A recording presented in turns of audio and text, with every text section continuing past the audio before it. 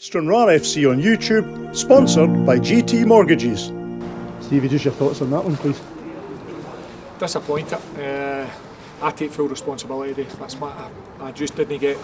I picked a team today purposely because I thought we could hurt them in certain areas of the pitch, and it never worked. So you can blame the X, Y, and Z, but ultimately I take responsibility. That's my fault.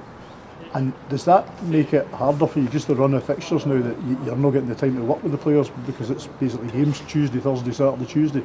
It's the same for every day, Lawrence. It's the same for every day. We can't use that as an excuse. The players can't use that excuse. I can't use that as an excuse, and it won't be used as an excuse. We'll still get massive games of football to play. It's not over. I'll say that it's not over, regardless of what some people will say and do. It's not over. And I've told the players that we've got 7 cup finals, massive games of football, and we've just got to go and win the next game of football. But if we play like we played, particularly first half, then we'll not win many games of football. We showed a lot more second half. I mean, I say again, for all our faults and for all we weren't at it, the team, the opposition's had one chance all day. Yeah. One chance, they scored it. That's the only chance I've had. Greg Fleming's not a safety net. I think we've had most of the possession, but we've not done enough. And ultimately, that's, as I said right at the start, that's my responsibility. I didn't get it right today as manager. I take full responsibility for that. In a funny kind of way, it felt a bit like the game at Stair Park in reverse, that we get the early goal in that one and then held them off. I thought we were the better side that day. And thoroughly deserved a win today. I'm not sure that Edinburgh City, in terms of what they created, I think we created a lot of chances that day at Stair Park. Edinburgh City didn't create anything against us today, but it was more what we done. It wasn't so much what the opposition done against us, it was more what we done. We just didn't do enough. We've got Joe Victoria's got to score second half. Told Joe that he's got to score second half. Grant Gallagher's got a great chance first half. He's got to score that bit of composure, and these are great chances. Cammy Elliott's got a header. He gets to. I think he's just got to do better. I know he takes a clatter, but Cammy's done brilliant to get there, and then he's just got to finish it off. And it's 3 or 4 chances, and we're creating these chances every single game.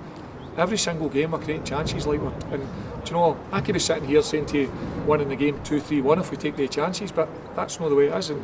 But ultimately, as I say, you've just got to. You can't keep putting in the players, and I'm not putting in the players. The last 2 games, I thought the players were good at Elgin and didn't get what they deserved. I thought today we got what they deserved, but more importantly, the manager got what he deserved because I didn't get it right today. So go again Tuesday night. We'll go right Tuesday night. We'll be ready on Tuesday night, and we'll go. We've got 7 games left. There's a lot of twists and turns still to play, and there's a lot of the season left. First objective is to get into the top 5, and we're still sitting in the top 5. But we know we've got to try and win at least our next 2 games if we're going to have any aspirations of getting in that top 4.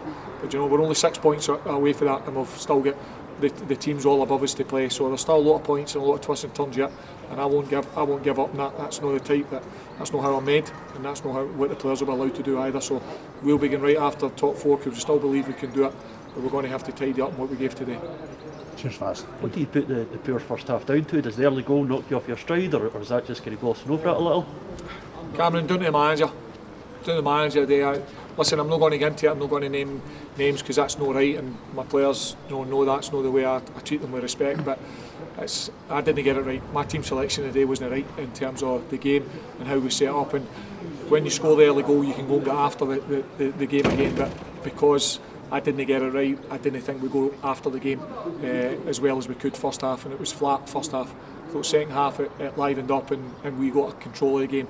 But we've got to take chances in games of football. Simple as that. We've got to take chances, and that's where I do put it on the players, and I'll keep demanding that they do take the chances. Because if we start taking the chances, the amount of chances we're creating in games, then we'll win games of football again. I think that's it's no rocket science. We will.